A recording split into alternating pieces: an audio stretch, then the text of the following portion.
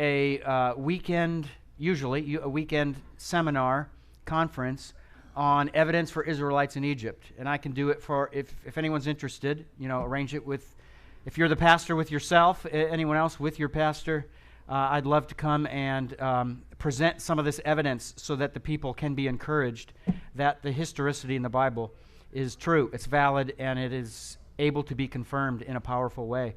And really, there's no more important individual event, for at least for the Israelites, in the entire Hebrew Bible than the Exodus. There's nothing like it. So you'd be amazed at the amount of evidence that's available now for Israelites in Egypt for the 430 years the Bible says they were there. So to be able to get right when various important events in the Hebrew Bible happen, when the period of the judges is the monarchy, when the conquest under Joshua takes place, when the Exodus takes place, when Jacob settles in Egypt, having moved from Canaan, all of that. If you want to get that right, you have to have a correct framework for Israelite history. And you have to have a sound chronology. Then, if there are any foreign peoples involved, and in my case, especially with my research, not that it's the only research I've done, but with Israelites in Egypt, you've got to study and get Egyptian archaeology and history and chronology right. And then, and only then, do you have a shot at synchronizing them at the right time. And I can't tell you how many times I've addressed questions about scholars out there who are trying to do this and have done a poor job with the Israelite chronology or the Egyptian chronology, or synchronizing the two, or reworking Egyptian history and chronology and so forth. And that creates way more problems than it solves, and it gets you to a place where you can't align the two correctly. So it's extremely vital that you get this right. And thankfully, chronology is important to God. It is. Why? How do we know? Well, do we not believe that the Bible is the result of dual authorship? Isn't that what sets it apart from any other book in history? It's got dual authorship. I'm not talking about, two scholars working together. I'm talking about a person, a man, and God himself working in harmony, however that worked. And it's beyond our comprehension how it worked. But the Spirit of God, according to 2 Timothy 3:16 and 2 Peter 1:21, the Spirit of God guided the biblical authors along. So the divine authorship of all of this is really important. And that being the case, where we have, let's look at, for example, in the books of Kings and Chronicles and so forth, where you have formulas used. You have a renal date for when a certain king gets on the throne. A certain year, a certain month, a certain day, this happened, right? And this happens over and over and over. Why? Are they just being overly calendar-oriented? Are they like Germans? All they care about is time and not people? No, that's not it. They care about chronology. And if the human authors of the Bible care about chronology, then if dual authorship exists, God cares about chronology. So, folks, we live in a time when, lots of good things happening in churches, without a doubt. One concern I have is when our churches are so focused on all the programs that are made, that occur to make us better individuals, right? Helping me with my problems. Yeah, guess what? My life is going to consist of problems every day, every week, and every year. I'm much more interested, I'm equally as interested as probably anybody in seeing growth take place in people, but I don't just like asking the question, what does the church do for me? What does God do for me? Why is this important to me, right? And that's one of the main questions that seminary students are asked, in reference to preaching. Okay, you need to know that it's all that's really important here is answering the question, what does this mean to the people who sit in the seats that are in the church? What does it mean to them? I'm not saying don't ask that question, but I'm saying there's something even bigger and better. What is important to God? That's the question. What is important to God? I want to become consumed with that question. What is important to Him? And if what becomes important to Him is important to me, then now God has a vessel that He can use, I think, to do amazing things. So, chronology, out of the many things that are important to God, chronology is on the list. It is. So, that being the case, it can help us understand exactly what happened in history, exactly when, and it gives us the opportunity, especially with Henry Smith and with me and Dr. Price as well, in the field of archaeology. We love seeing history brought together with events going on in the Bible. That's what we jump up and down about. Am I wrong? True? And if we want to get that right, because we could just play pin the tail on the donkey and hope that it lines up, we've got to start with chronology. It's the backbone. It's the foundation. You can't build your biblical history without a sound chronology. So that's our goal in this time together until 4:35 at the latest, building a sound Israelite chronology. So I'm an umbrella guy. Well, not really. Actually, I never use umbrellas, but for illustrations, I'm an umbrella guy. And I like to view it like this, that history overall is the umbrella under which all these subdisciplines thrive and exist and interplay with one another. At the end of the day, in addition to being a pastor and a man who wants to be a man after God's own heart, I'm a historian. I want to get the history correct. So at my disposal as a historian, especially with one who studies the biblical periods, I have all these tools at my disposal. I've got archaeology, where we're digging into the dirt and finding objects that have been hidden for thousands of years and seeing their value, where they fit, what they were used for, how they helped the people, and so forth. And then there's epigraphy, my area of expertise, which is the writings, the inscriptions that take place, that have been found, that have been, in some cases, dug up in archaeological digs, and other situations like at Serebit Yechadim. They're found on the walls of inside mines where miners were etching or inscribing into the stone. So all kinds of examples of epigraphy. Geography, aromatology, and that's the study of scents, S-C-E-N-T-S, what you smell. I have a friend who's a colleague. She's an Egyptologist, and this is her area. She's Jewish, and boy, oh boy, she knows more about smell than you can shake a stick at. It's amazing. You know what she does when she goes to museums? She gets permission to open up displays and smell. That's what she does. And of course, these are usually dead things. If they're, if they were once alive, that's what she smells. She wants to get scents. So she's making an incredible contribution. So there's that. There's iconography. That's ancient drawings. Drawings tell us things. Once we learn the conventions of what they were drawing and what they meant by certain things, it really helps us understand. And then there's chronology. There's topography, so the shaping, the contour of land, climatology, temperatures at various times of the year, various times of the day, and so forth. There's geology. And of course that, by the way, geology is the focus of the new Is Genesis History 2 film by, I forget whatever subtitle. I was just last week at Cedarville University for the premiere of this film. And there's a second premiere in Nashville that I'm going to on Thursday.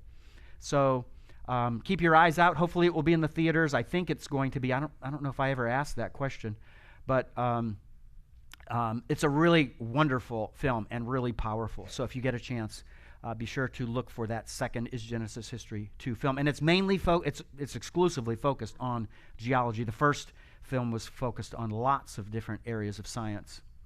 All right, God's love of chronological precision. And here it is, what I was alluding to. So in Genesis 1:1, I'm not sure if you're aware of this, but the whole point that the author is making, what he puts in what's called the emphatic position, the position of emphasis, is the time element. And the crazy part is there's so much other stuff in Genesis 1:1 that is amazing with what God did in the very beginning and how he's revealing that. With all of those amazing things that I love to talk about. I spend an hour talking about day one of creation at the minimum. The time element is most important. It's in the emphatic position. It's out of the place where it's usually put. It's put in the front of the sentence to impress on you the time element. And by the way, one of the shows that I like to watch, there are very few shows I like to watch. It's a secular show. It's called How the Universe Works. Has anyone seen How the Universe Works?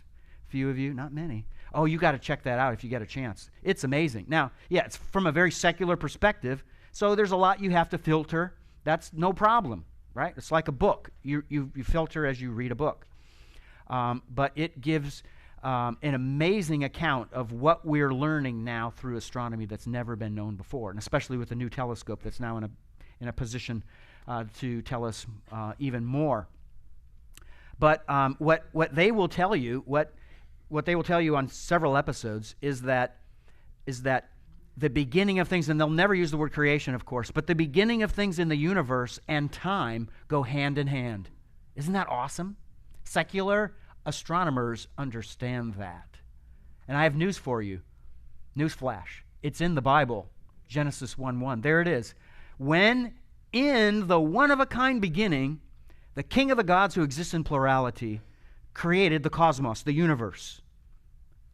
That's one. Then two. Then the earth. He did all of that at the beginning of creation. When did it occur time-wise? In the one-of-a-kind beginning. There's no other beginning. So there aren't multiple universes. It's one of a kind. So the multiverse concept, it's really cool for the Avengers. But in life, won't happen. It's against what Genesis 1:1 says.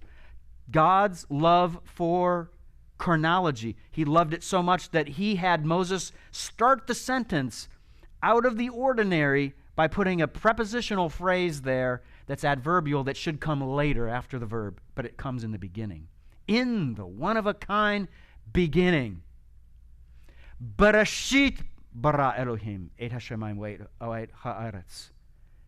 It's at the very beginning. Jeremiah 52:31, another example. And this is what I referred to before. Now it came about in year 37 of the exile of Jehoiachin, not Kim, but Chin, king of Judah, in month 12 on day 25 of the month. You see how specific this is? Year, month, day. Boom. Exactly. That's important to the biblical writer because it's important to God. Time is important. He created time. Without time, folks, the resurrection is a story and nothing more. At a point in time in history, the Son of God died a sacrificial death on a piece of wood for the salvation of mankind. Without that moment in time, it's all fantasy. It's only because Jesus physically at a moment of time resurrected from the dead and God raised him up that we are able to have hope in our resurrection. Time is critical to God. It's critical to history. It's critical to the Word of God. It's got to be important to us. All right. Establishing a chronological framework for Israelite history. Is this possible? So let's begin with selecting a chronological scheme in general. So historical study, including archaeology, can make a contribution to biblical studies only if its findings can be synchronized with biblical chronology. Otherwise, we're just kind of floating out there in time. It's got to be rooted with a tent peg in the ground, and that's what chronology does. Fortunately, this is often quite possible. There are two main chronological schemes for the Hebrew Bible, followed by biblical scholars and laymen. There's the scheme created by James Ussher way back when, and the one more recently in the 20th century by Edwin Thiele. And Thiele, of course, was a Seventh-day Adventist. And by the way, Seventh-day Adventists are really, really good with chronology. I love their commitment to precision with chronology. So they are heroes of mine. Ussher's scheme is more popularly used, but it is problematic. Thiele's scheme is far more precise. All right, so if you want to study this issue further, and we're not going to talk much about it, but you can go to several sources. One is a dear friend, Roger Young, his writing, his journal article of 2018 in Bible and Spade, and there was a number of us, Henry, I don't know if you remember, we were pushing him, right, to write this, something on Ussher, to show the flaws in Ussher's system. And so he wrote an article called Ussher Explained and Corrected. So you can get that either from his academia.edu webpage or from his own personal website, or maybe even somewhere else from Bible and Spade, wherever. But it's worth reading to be able to see the arguments for the flaws in that system, and to demonstrate why it's not a system that you want to use as a framework. But the framework you probably should use, IMHO, in my humble opinion, is Edwin Thiele's, based on this book that you see the picture of, The Mysterious Numbers of the Hebrew Kings. This is extremely important. Now, it's very detailed. It's very methodical. Lots of abstract, lots of, if you're an accountant, you probably would love it. The rest of us, it's work to get through his book. But bottom line is, you've got to get it right. You've got to get the numbers right. If you're going to crunch the numbers, get it right. He does in large part. So Ussher lived from, wrong way. There we go. Ussher lived from 1581 to 1656. Thiele lived from 1895 to 1986. So you can see that he died fairly recently. Thiele's scheme has been refined slightly by Roger Young, who published several vital articles on the chronology of the Hebrew Bible. And you can find all those articles that he's written that are chronological on his website or his academia.edu webpage. Download for free. For the advanced student, reading Thiele's book and Young's articles provide the needed foundation for anyone to make a career in the field of biblical history. And that's right. Guess why? Because I'm one.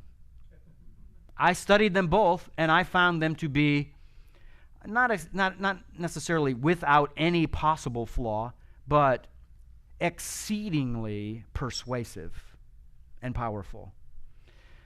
So to this day, all the archaeological work I've done, which is very, very precise in some cases. I mean, there are events that happen that, according to biblical chronology, the event that happened, I mean, there's a window of 1 year of time to spare. 1 year. And otherwise, it's off, and the chronology's messed up. But it does work, even if it's within a year. And so it's that precise. So everything I keep testing, right? As a researcher, I keep testing and testing that chronological framework. It keeps showing up 777. It looks like it's right. And if it's right, it will be proven that way through diligent research and study. So just to put some figures on events in time, and let's go back in time from our day forward. So we start at the bottom here, and let me give you, just in case I need it, let me give you the pointer of the laser pointer here. So 587, that's when Jerusalem falls to Nebuchadnezzar and the Neo-Babylonian invaders. That final destruction begins in 587.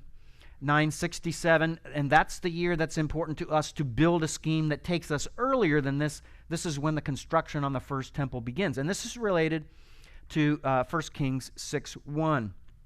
Then we go back to 1406. The Israelites cross into Canaan, and by the way, I don't have it here, but 1400 is when many of us are convinced that the conquest under Joshua officially ends. It doesn't mean the work is done. It doesn't mean they have all the control of Canaan like they should. In fact, they're really not carrying out God's instruction faithfully. That's the bottom line.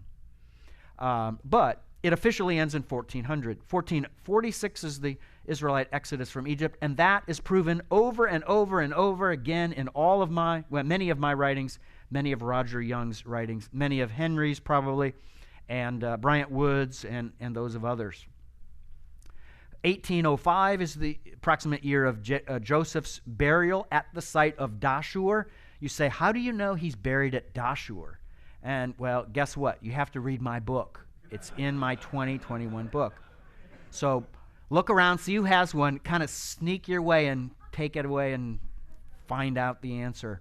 1876, that's when Jacob moves his family to Egypt. And so that's our other tent peg. I don't have it highlighted here, but 967 and three tent pegs. 967, 1446, and then 1876.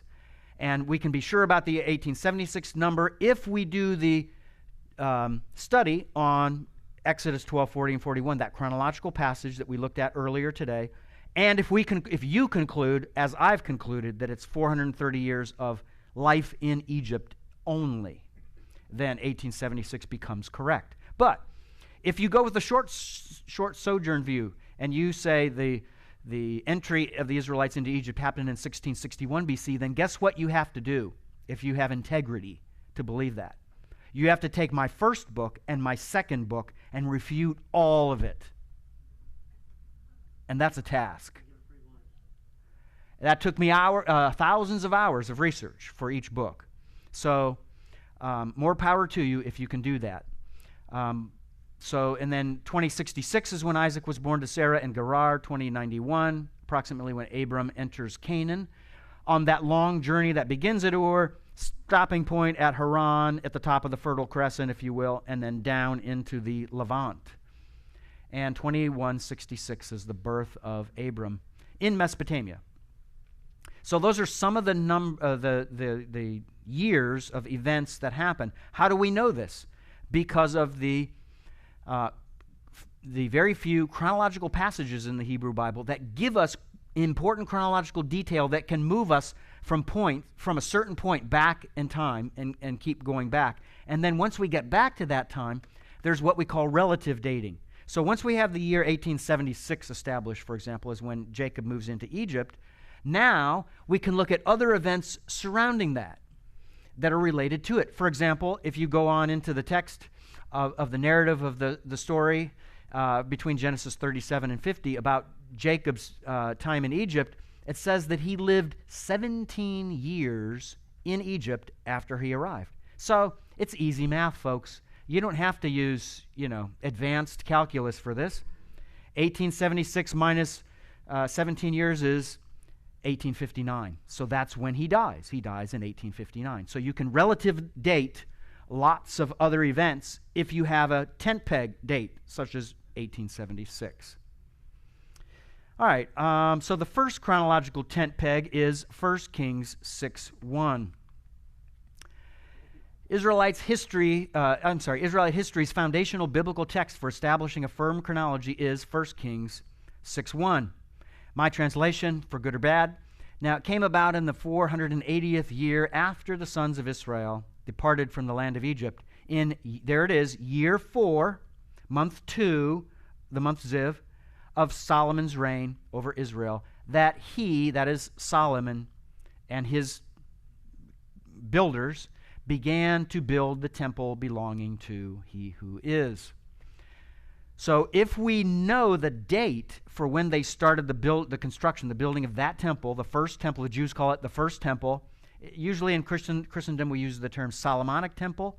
Personally, my favorite is the temple of he who is, because that's what is described in the Bible. And really, the temple belongs to the God who occupies it, not to anyone else. That's his house. In fact, the word used in Hebrew is house. Beit Yahweh, house of he who is.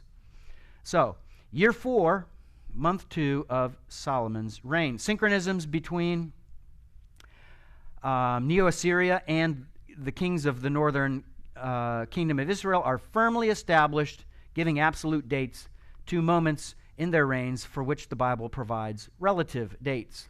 Currently, no such synchronisms exist between Assyrian records and the southern kingdom of Judah, but internal synchronisms between Israelite and Judite kings and their lines allows reliable dates to be established all the way back to the reigns of David and Solomon.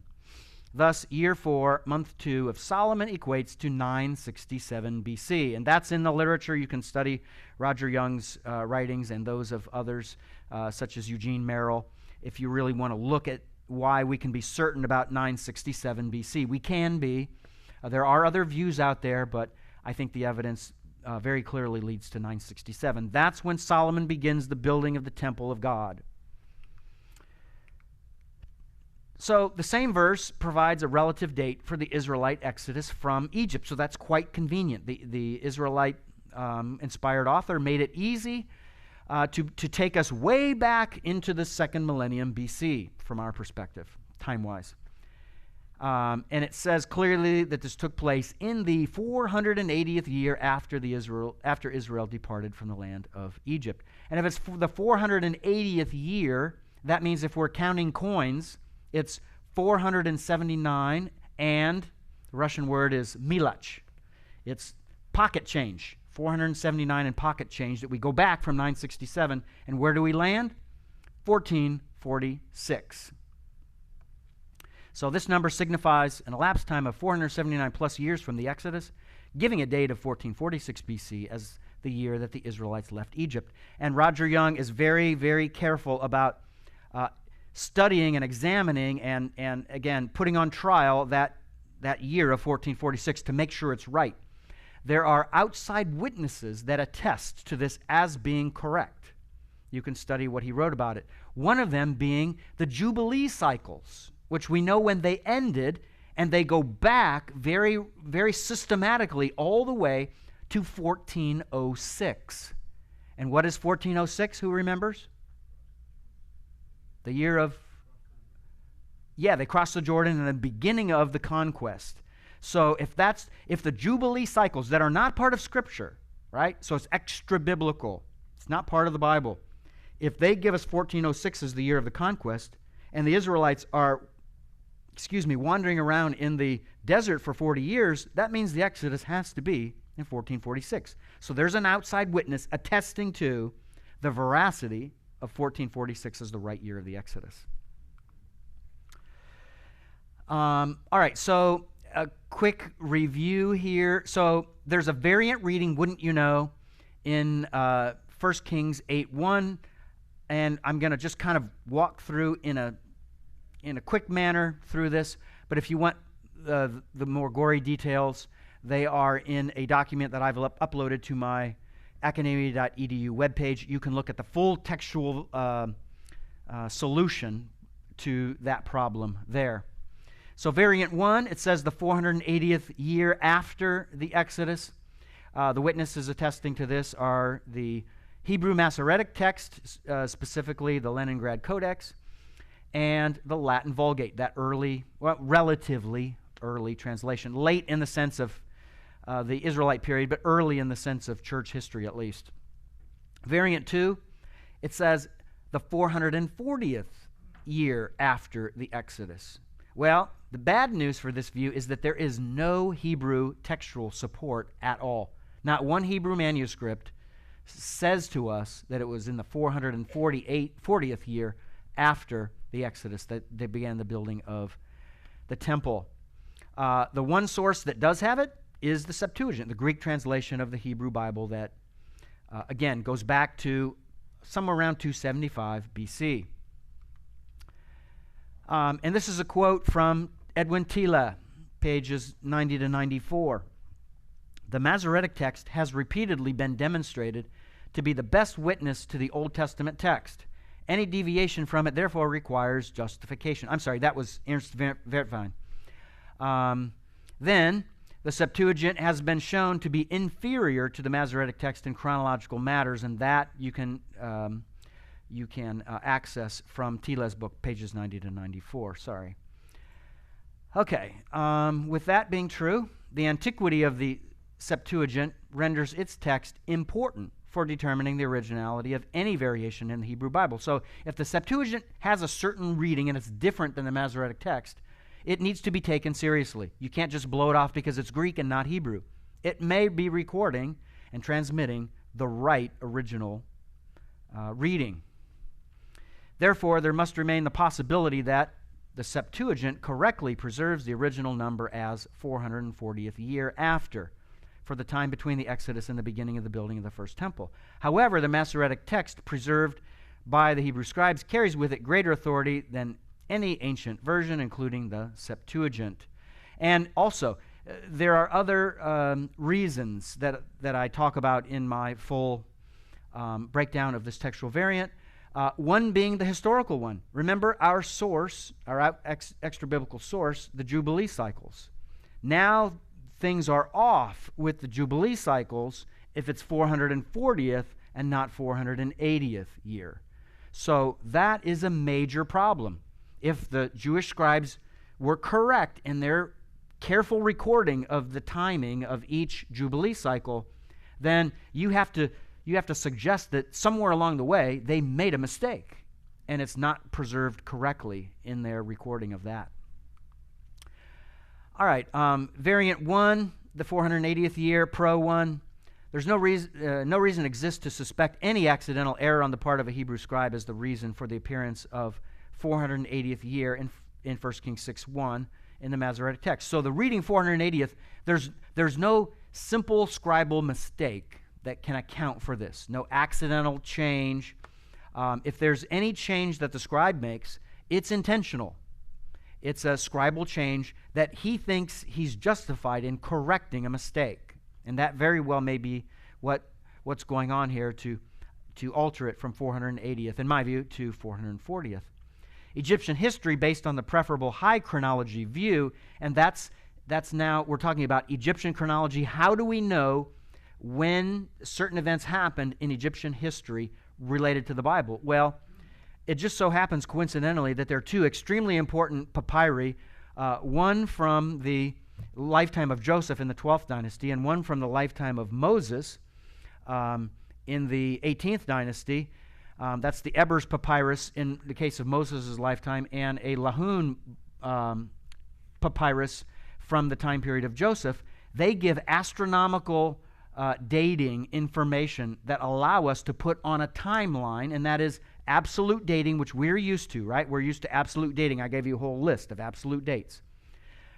They provide tent pegs for Egyptian history, bam, right in the 12th and 18th dynasties to give us a time frame. And there is a window of difference within that of 25 years. The high chronology view, the middle chronology view, and the low chronology view, the variance is 25 years. So that's all the variable there is, which is not much. That's very marginal when you talk about so far back in time.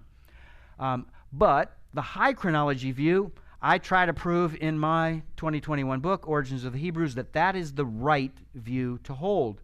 It's the only view that has support from the ancient Egyptians themselves, because it gives witness or testimony to what's called a Memphite observation of the rising of the Sothic star. Doesn't that bless you? Man, that is a blessing from the Lord. So, high chronology view, I'm convinced, is the right view. And it shows that Amenhotep II was the ruling pharaoh in 1446. So that kind of is what started me on this long process to where I am today. I first wanted to know and study out who was the right candidate for the Exodus pharaoh.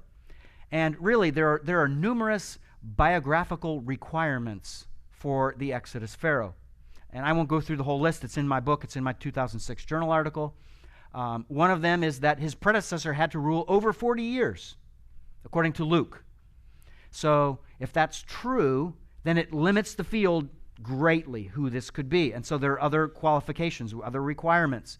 And so it's like being a prophet in ancient Israel. You've got to get it right 100% of the time. The biographical requirements for the Exodus pharaoh, if you identify him with confidence, every single biographical requirement in the Bible should prove true, Or maybe it's one that you just can't find the answer to, and that's okay if that's the case. But every qualification I used to put Amenhotep II to the test, right, Dakimadzo, I put him to the test, and he passed every single qualification. He even passed one qualification that I had a different view on before I approached it, which is I thought that the Bible said that the Exodus Pharaoh dies in the Sea of Reeds with his army, until I studied it in Hebrew, right? First, I was convinced Amenhotep II is the guy, and I learned that he ruled probably into about his 37th year or so, and I found out too that he died in his year. I'm sorry, that the death of his army in the Sea of Reeds happened in his 7th year. So that being true, there's 30 years of life he has after that debacle. So I was really nervous when I realized that, when it came to mind, and I thought, wow. But in Sunday school, I learned that he died with his army. So I studied the text, and guess what I found? Sunday school was wrong. Sometimes our teachers don't get it right. They tried their hardest. They teach what they were taught, but somebody has to study it out. And in my studying it, I concluded, okay, it looks like history is forcing me, right? The synchronism of Egyptian and Israelite history is forcing me to study an issue I never knew was an issue. And I studied the issue, and I found out, wow, it doesn't say that at all. It doesn't say that he died. The verb that's used is the verb that's used of flicking off a locust from your shoulder. That's the verb that's used. And King David uses that of Saul's attempts to take his life. Did Saul kill David? No. This happened to David. Saul brushed him off of his shoulder, but that's about it.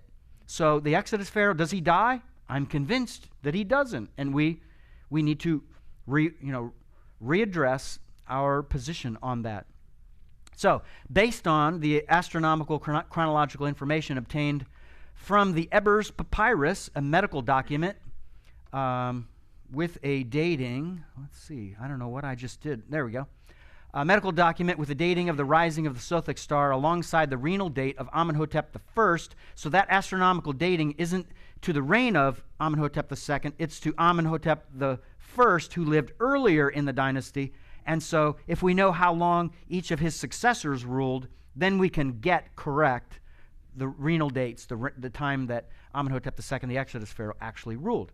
So, all that to say, then, Amenhotep II's reign would have been from 1453 to 1416. And what is our year for the Exodus?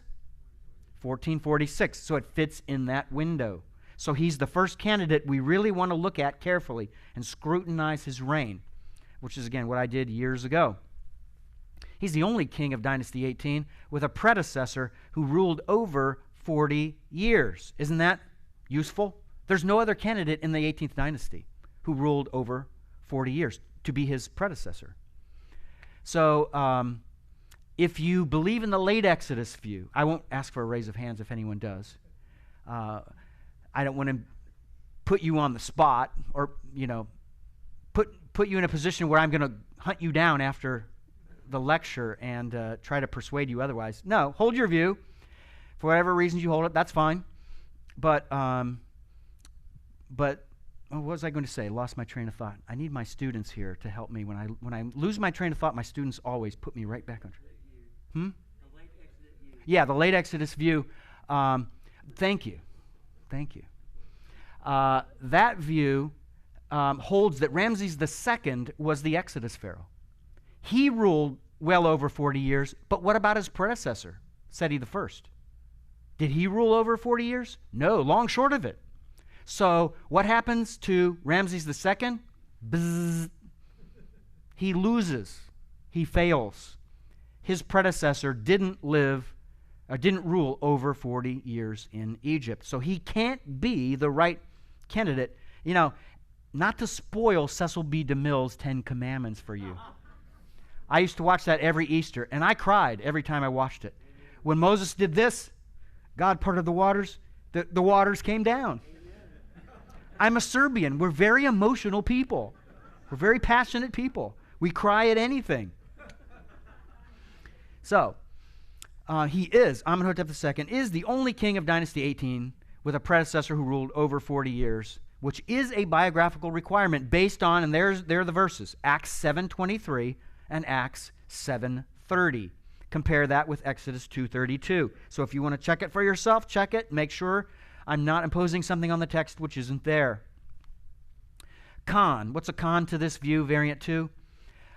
First con is in Acts 13:20, the phrase about 450 years in the text of Paul's exhortation in the synagogue at Pisidian Antioch is more difficult to reconcile with the historical and chronological details if using the Septuagint's number 440th in 1 Kings 6:1 than is the Masoretic text number of the 480th. See my Acts 13:20 variant resolution on academia.edu for more details on that.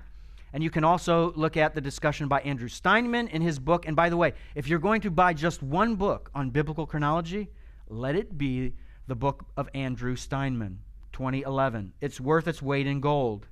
If biblical chronology means anything to you, get it.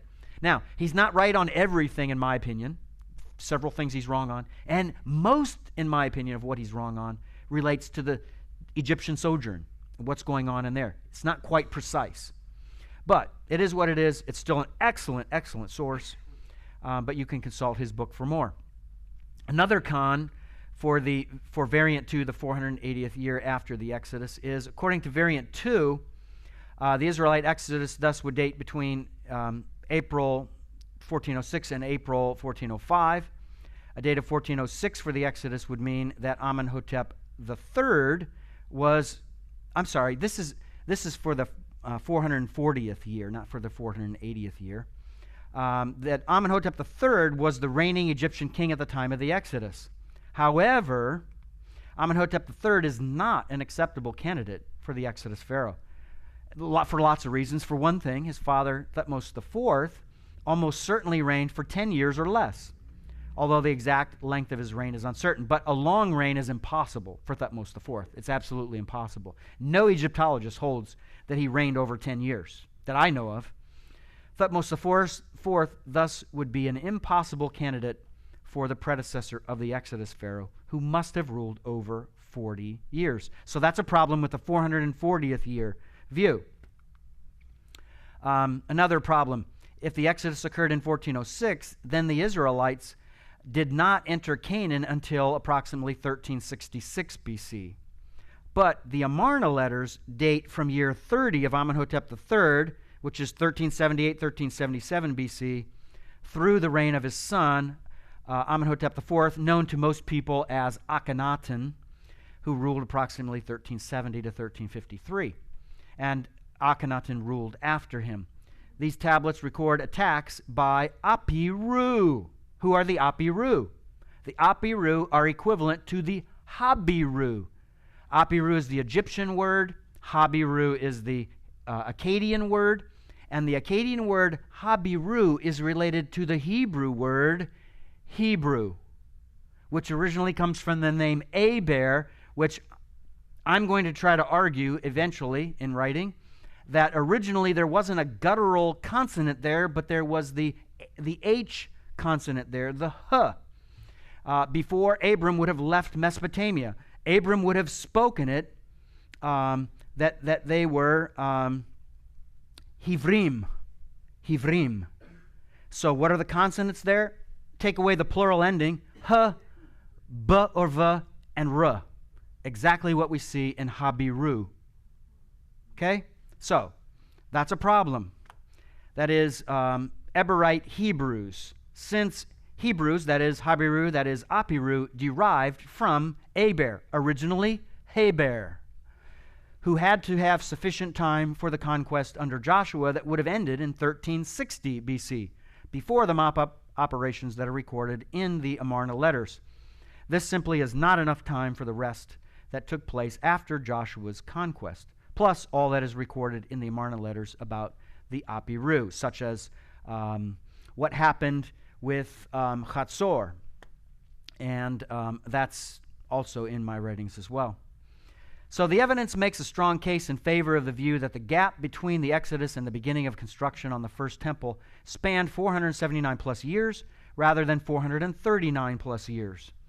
In light of all the evidence that can be gleaned from a careful study of ancient history and chronology, which proves to be irreparably damaging to the 440th year variant, the internal evidence favors variant 1, 480th year, conclusively. So again, look at my uploaded academia source for more. Both external and internal evidence point to variant 1. So the evidence comes from both areas. And again, it's all the better if external and internal work together to draw you to the same conclusion.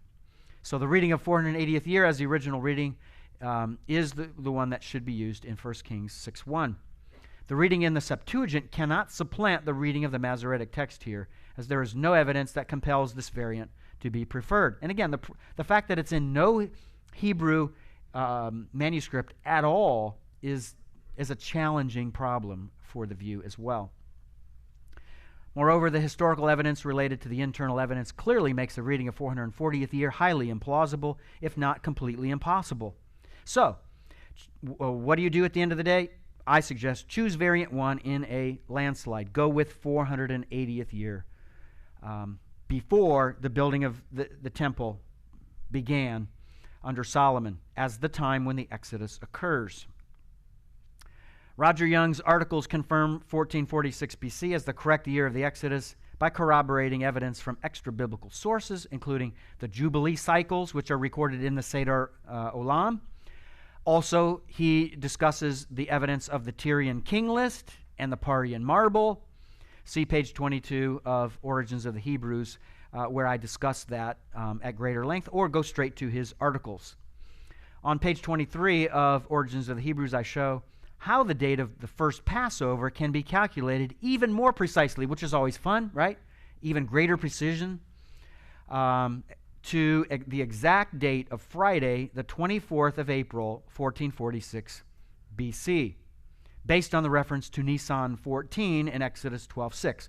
So on Friday, the 24th of April, when the sun set, the day began for the Hebrews, right? Because that's when the day starts, at sunset. So that day begins at sunset. What happens that evening? They eat not a feast, but a little bit from the sacrificial animals. They put the blood on the lintels of the door, and they're saved. They're preserved from dying from destruction through the death angel. And then that same Hebrew day, in the morning, what do? Leave Egypt that same day. So that then becomes the 25th in our terminology of April for when they actually depart from Egypt. All right, the second chronological tent peg, and we've looked at this. I may skip a little faster. We'll see. Exodus 12:40 and 41. The date of the Israelites' entry into Egypt under Jacob is found in Exodus 12:40 and 41. This happened in 1876 BC if you deal with the textual variants correctly. So the reading of the Masoretic text, and just to look at these briefly, we can do this for sure. Now the residing of the sons of Israel during which they resided in Egypt is 430 years. That's the reading I prefer. Variant, in this case, 2a, the reading of the Septuagint says, and the residing of the sons of Israel during which they resided in the land of Egypt and in the land of Canaan is 430 years. Once again, the chronology is out of order here. They would have been in Canaan first and then in Egypt if you're counting years in the reigns, in the lives of the patriarchs who preceded Jacob, such as Isaac and Abraham. Then the Samaritan Pentateuch is a variation of that reading in the Septuagint, which says, now the residing of the sons of Israel and their fathers during which they resided in the land of Canaan and in the land of Egypt, in chronological order, by the way, is 430 years. So I love that reading, variant 2b. I love it, but it's wrong. There is no in the land of Canaan. And again, I argue this more more vehemently, if you will, more strongly in my 2019 article on the exact length of the sojourn in Egypt. There's the reference to it if you're interested in the source. Determining the precise length of the Israelite sojourn in Egypt, NEAS B, issue 64, 2019, pages 21 to 41. So this article demonstrates that the 430 years describes the Israelite sojourn in Egypt alone. From these three dates, 1876, 1446, and 967, a large part of history recorded in the Hebrew Bible can be plugged into this chronological framework with a high level of confidence. Moreover, datable archaeological finds can be harmonized chronologically with biblical history, even those obtained by carbon-14 testing, though only if factoring the offset of 1400 BC into the equation. Many people in the field still today don't know about the chronological offset of 1400 BC that was discovered by Egyptologists working at Avaris, the site where Jacob settled. And there it was demonstrated that radiocarbon 14 evidence, which, by the way, works perfectly going back in time all the way to 1400. So, say, for example, the Bible indicates that in 701 BC, Hezekiah would have opposed the attack by Sennacherib and the Neo-Assyrian army. Evidence from plant matter found inside the plastered walls of Hezekiah's tunnel that had to be built as part of the defense mechanism to prevent Assyrian attack. That plant matter dates to such a period that it's right in the window of, in fact, the secular Jewish scholars who did the work said, we find, and to paraphrase, we find that the date for the plant matter is 700 BC or slightly earlier. What does the Bible say? 701 BC. In the journal article I published on Kirbeit Kayafa, which was a site occupied, it was a military outpost near Judah's flank, western flank, near the border with the Philistines. It was inhabited for only about 30 years of time or so, and I attempt to prove that the carbon-based material, the organic material, connected to the destruction of the city, has its window of time, its range of time, right around the very same time that the Bible would indicate. The Bible would indicate that David becomes king of all Israel in 1002 BC, and the destruction of Kirbeit Kayafa is around 990. 990 BC, and that fits perfectly with the archaeological evidence. And again, you can look at my article on that for more. It's on my academia.edu webpage. Just look for Kirbeit Kayafa, those words, and you'll find it. So, in 700 BC, it fits perfectly. In 1000 BC, it fits perfectly. When you compare radiocarbon evidence with the evidence from what's called historical archaeological dating. And that being the case, if you go back further to 1400 BC and earlier, now you get an offset. And the radiocarbon material is saying, I'm older, and the historical archaeological evidence is saying, no, I'm younger, I'm more recent. And the further you go back in time, the more the offset becomes exponential. So that's an important factor in all of this. And it just keeps growing as you go back in time, by the way. So, to the zealous, dare I say, fundamentalist Christians out there who look at carbon-14 evidence and they say, we need to vilify all of it, right? And call it all terrible paganism. No. You need to understand it. You need to use it and compare it with evidence from the Bible, from ancient history, from archaeological finds, and see for yourself how it works. And then maybe you're in a position where you're ready to judge it. But before that, be careful about just dismissing scientific evidence. That's not integrity, folks. That's romanticism. That's what it is. So just be careful. Please. Okay, Egyptian chronological scheme. So we want to connect Israelite chronology with Egyptian chronology. So the first intermediate period is about 2170 to 2025 BC. The Old Kingdom before this, the dates for it are a little bit on the elusive side. I haven't really in my own mind settled, so I didn't include it here. 2025 to 1674 is the Middle Kingdom. When does Joseph live? In the Middle Kingdom. Dynasties, part of Dynasty 11, Dynasty 12, and part of Dynasty 13 fit within that time frame of the Middle Kingdom. 1668 to 1560, it's the second intermediate period. I was talking with a few of you at the break. The Hyksos, I remember I was talking about them. The Hyksos rule in Egypt from 1668 to 1560, and they're kicked out. They're killed or kicked out, depending on the individual Hyksos, in 1560 BC.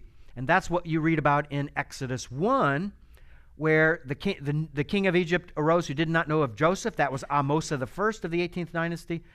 He's the last king of the 17th dynasty, first king of the 18th dynasty.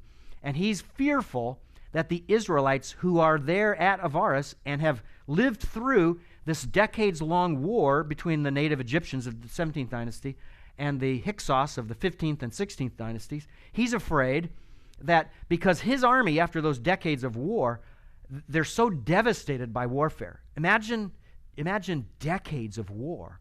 I mean, that would just decimate your population, especially your male population in antiquity. And so he's afraid, and what he's afraid of is that the Israelites will go to the surviving Hyksos who fled to Canaan, and they shacked up at a place called Sharuhen, almost certainly in southern Canaan, and the surviving Hyksos were there. That king was afraid, Amosa, he was afraid the Israelites would run away in their great number, outnumbering the Egyptians who survived that warfare, would join themselves to the Hyksos in Canaan, would be given weapons, taught how to use them, and all of them would come back and destroy that dynasty that was hurt by the war. So what did he do? He enslaved them. That's when it takes place, in 1560. So somebody asked me at the break, how long did the enslavement in Egypt happen? Oh, that's easy, 114 years. 1560 to 1446, that's the period of the enslavement. So from 1876 to 1560 BC, the Israelites are sitting pretty. And that's what the archaeological evidence at Avaris shows. They became richer and richer and richer and richer. What was their main source of income? Well, some of you aren't going to like this. Wine. They imported wine from Canaan in enormous supply, and they sold it, making income to those who lived in other parts of Egypt and maybe even other parts of Africa. They were middlemen, making a huge amount of money from the Canaanites and the people of the Levant. So then 1560 to 1069 is the New Kingdom. 1069 to 633 is the third intermediate period, dynasties 21 to 25. So Moses, dynasty 18, that's in the New Kingdom. Joseph, dynasty 12, that's in the Middle Kingdom. So the dating tools for accomplishing this are the Lahun Papyrus 10012 for the 12th dynasty and the Ebers Medical Papyrus for dynasty 18. And again, you can consult my book for more on that. All right, chronology from Babel to Abram in our last 7 to 8 minutes, somewhere in that vicinity. This is the post-Diluvian world. That's the problem. You speak on chronology, what happens? Time gets away from you, right? And that's exactly what happened. Can somebody turn back the clock? 5 minutes? Okay. Pastor Rob says 5 minutes. Let's see what we can do in 5 minutes. So I'm going to come out with a book, Lord willing, if I live long enough. In some years, whenever I'm to it, I've got 2 to publish first, and then I'll get, hopefully, to finishing that book on biblical history of the 3rd millennium BC. And in that book, I will talk about various things, one of those being the Tower of Babel dispersion. And I will try to argue strongly, persuasively, that event of the post-Babel dispersion, when people, God confuses languages and people can't communicate, what do? They run from each other. That can be tracked archaeologically. And it can be connected to a movement, an outward movement of people from southern Mesopotamia called the Late Uruk expansion. And that takes place roughly in 2625 BC from where I'm sitting today. I don't know if that number will change, but if it does, it won't be by much, probably. Then 2320 is when we have the beginning of the reign of Sargon of Akkad, the first empire builder. What empire did he build? Akkadian. He built the Akkadian Empire. And it's, again, the first empire of the world. Moses, I'm convinced, talks about this cryptically by use of a name different than Sargon, but it's the same individual, and his name is Nimrod. Out of everything I've uploaded to academia.edu, nothing is accessed more than the article I published on Nimrod. I don't know why. Yeah, and disputed more. But I think it's a really impenetrable case to connect Sargon of Akkad with Nimrod. So I'm writing a book actually on that right now, and hopefully it'll be the next book that I publish in a small paperback and cheaper format than the other dates we talked about. So where can you get more information about sources dating from even further back, the universal flood to the 3rd millennium BC? There's the article that Henry Smith wrote together with Jeremy Sexton, Primeval Chronology Restored, Revisiting the Genealogies of Genesis 5 and 11 in Bible and Spade, 2016. Roger Young's article I already mentioned about Usher, and then my forthcoming book, If I Live to See the Day. All right, biblical chronology and the radiocarbon offset. You know what? That's going to take at least 15 to 20 minutes. So I think I'll just park the car right here and see if any of you has a question for me. Could you go back to the last slide? Yes, sir. The one with all the dates? Does he need a microphone? Before that. Yeah, he needs a microphone. Okay. The dates. Oh. One back. Yep. There you go. What happened in 1526? Ooh, I don't think we have power to the mic. Oh, He turned it up. No, you turned it off. I did not. I don't turn this off. I didn't mean to get you in trouble. Could you go back? Yeah, that slide right there. It was just like, okay, 1526, birth of Moses. Okay, in Egypt. Okay, good. Thank you. Yep. Okay, now I've got a penetrating question on this. You've got 1446 for Exodus. Yes, sir. So did Gene Merrill. Okay? You've got 967. You said Merrill had it. No, he doesn't. I just looked it up in both my early first edition and what's on Logos, and he's got 966. Oh. And I always see 586 for Babylon, and you have 587. Yep. You consistently see this 1 year difference in a lot of chronologies. Yeah. And Explain that. yeah.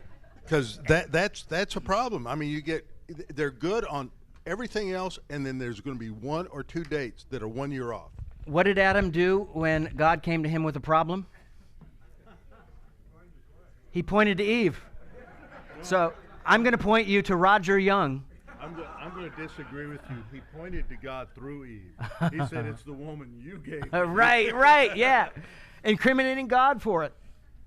So in the articles, that Roger Young published, he is the one that convinced me that 967 is the right year for the construction building beginning, and that 587 actually is when the beginning of the campaign against the Judites happens with Jerusalem under Nebuchadnezzar. So, yeah, but I always run into this. I've read Keeley, I've read Roger Young, I look at Unger. You know, I had him for Theological. I didn't. We're having our personal argument. Y'all just can not listen in. But anyway, I'm waiting for him to give an answer for this 1 year thing, because I keep running into it and nobody has an answer. Yeah, Roger Young does. Oh, okay. His Well, articles let's get are him on the place to go. phone. Let's get him on the phone. All right. He's in our time zone. All right, that was great, and I want to reiterate what he said. Chronology really matters, and that's from a person for whom I believe deeply that numbers are a cult. I'm a liberal arts guy. I am not a numbers guy.